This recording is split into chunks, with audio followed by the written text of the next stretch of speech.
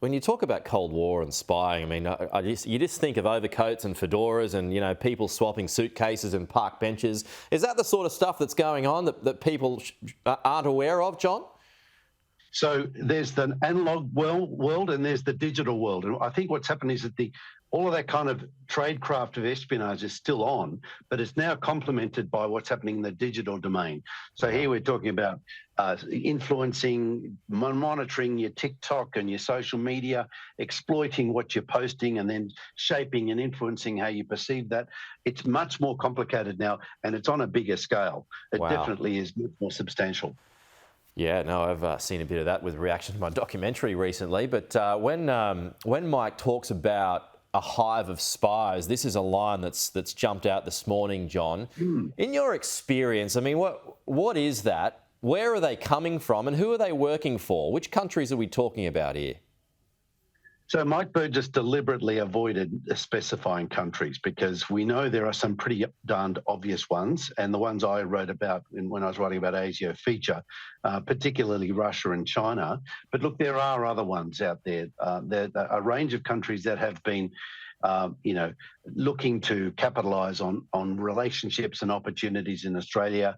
They're saying it's the second oldest profession. I mean, it's a bit of a waggish comment, but it's certainly it's pretty universal. It's hard to deny that it goes on. Yeah. And so I think it's important that we recognise the scale of it, and I think it's important we recognise that none of us are immune from it. If we've got something interesting, some IP, intellectual property on an industry, or we work for government, or we're connected, where there are potential avenues for exploitation that a lot of people are really interested in at the moment, apparently. Yeah, I know he avoided naming countries, but I mean, we just assume, right, that it's China, that there are spies from China. There's probably Russian spies here as well.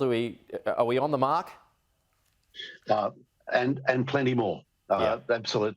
Yeah, absolutely. Okay. Carry on, John.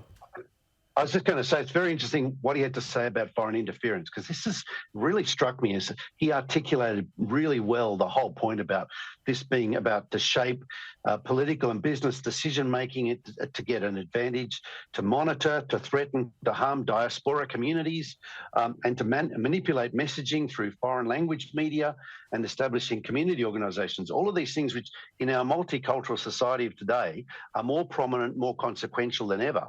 And when we think about the open society that we love, the open liberal democratic society, the order that we appreciate, there's a lot of fairly pernicious influence to try and, particularly around the margins, intimidate, to marginalise, to coerce, and to turn people against their wishes and against Australia's interests. So it's pretty sobering speech. No, it was sobering, all right. Worrying too.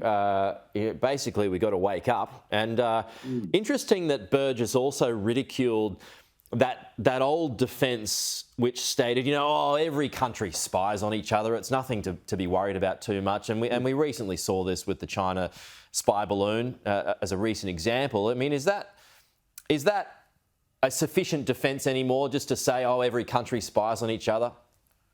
So look, it's true most countries do spy on each other, but that doesn't excuse us allowing for it. We actually need to be vigilant because we are an open society. We're more open than most, and that makes us more vulnerable than others. And we've got some rights and obligations that we need to protect.